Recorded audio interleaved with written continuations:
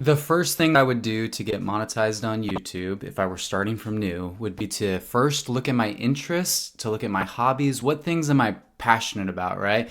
Not what do I think is going to work or what kind of stuff am I always watching, but more about what are the things that truly matter to me that I could get excited about posting. This is so important because the beginning phases of getting monetized are rough. It takes a while, and you realize pretty quick that you're not going to get monetized immediately, right? But it's going to take some work and that you're putting a lot more time than you are getting money out at first. It's also very important because you're going to be sharing something that you're passionate about, right? Whatever it is. And you get to just do it for the world to see, helping other people, bringing value into their life.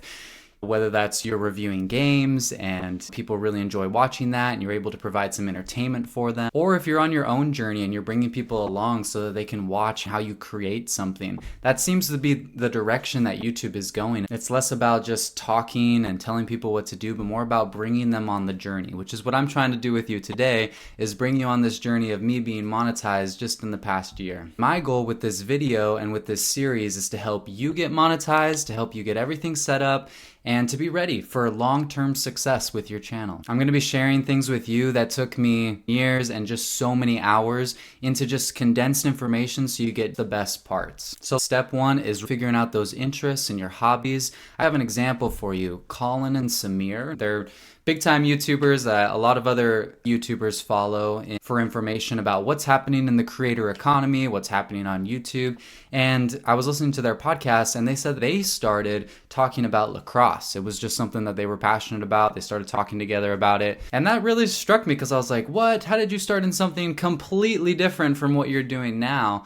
But it was because they were just getting started with something that they loved, and then they found other things that they loved along the way and things that they were really good at. And that leads perfectly into step number two, which is you just got to start, right? Once you've decided what are those things, you just got to get started posting. And I would try to post daily. If you can't post daily, weekly, something that helped me when I started was I literally just held the phone up. I didn't worry about having the perfect audio or a setup, kind of how I have a background. It's just my desk area, but I would just grab my phone, start recording, and start telling people about my journey, which I was learning Portuguese at the time when I was living in Brazil with my wife. So I was just sharing that journey with people and getting comfortable in front of the camera. That's a whole part of it, right? Getting comfortable sharing and talking to people. Now, I realize there's different styles of videos. Reaction videos, people that do voiceovers on top of footage that they've done. And then there's also ones that do like talking head footage like this, where it's you've got the mic set up. There's people that do vlog style while they're on the go. But it doesn't matter which way you're doing it. You got to start putting that content out there and start doing it frequently, right? You got to get on a schedule so that people know when your videos are going to be coming out. So, how often are you posting? Have you done a week-long challenge before where you post every single day for a week just to get comfortable in front of the camera?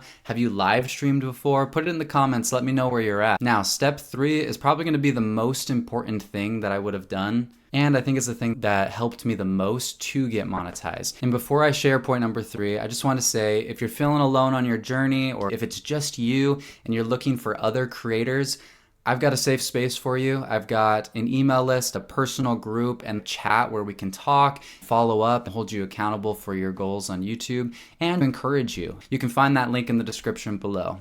All right, let's get to point number 3, which is get an accountability partner immediately. That obviously goes with what I just shared, right? But this was the thing that helped me the most. And it is the first thing that I would do. Because if I don't have someone keeping me accountable, then I could just post whenever and I wouldn't be really committed to it. This is so important because the things that you hear from another person, the feedback that you're getting is going to make a huge difference on your YouTube journey. The first person that I was accountable to is my wife. She was like, hey, you've been doing a lot of different things and different paths. I know you just started thinking about doing YouTube. What are you going to do? Are you going to start that and then quit it? And I told her, no, I'm going to stick with this, and I commit to you for doing it for 3 years and just giving it my all and not giving up on it or trying a whole different route. I'm going to stick to it. And that commitment to her was huge for me because I was like, okay, I'm committed. I'm going to do it. I'm going to show her that I'm going to stick with it and I am going to give it my all. So we're entering year 2. I've now been monetized and just getting a lot more comfortable and enjoying it as well. So please do yourself a favor on this journey. Get yourself an accountability partner. It doesn't have to be me. It doesn't have to be the group that I have, but just find someone that you can create with, that you can bounce ideas off with, because this is going to make a huge difference on your journey. And I want you to succeed. Now, I've got a bonus tip for you. This is a specific tool that I want you to use to help you on your journey. The tool I'm going to recommend is using CapCut. It's like very simple to use. No, it's not sponsored or anything, but I highly recommend them if you're getting started. I also use Descript on my computer. These help me edit out the ums and the ahs, so you don't have to wait through all the silences, right? You kind of see how it just cuts to the next part. And I think that's going to help the quality of your videos. You record those videos however you do, and then you can automatically upload them, into CapCut or Descript and get those ums, ahs edited, and then just post it, right? And then the next step is getting a little B-roll footage, some graphics, videos or pictures over everything. But I think the first step would just get those ums and ahs out of there. I'm doing a 9-part series of helping you grow on YouTube, so make sure you watch the next video, as that is the next step. I'm excited to connect with you more. See you in the next video.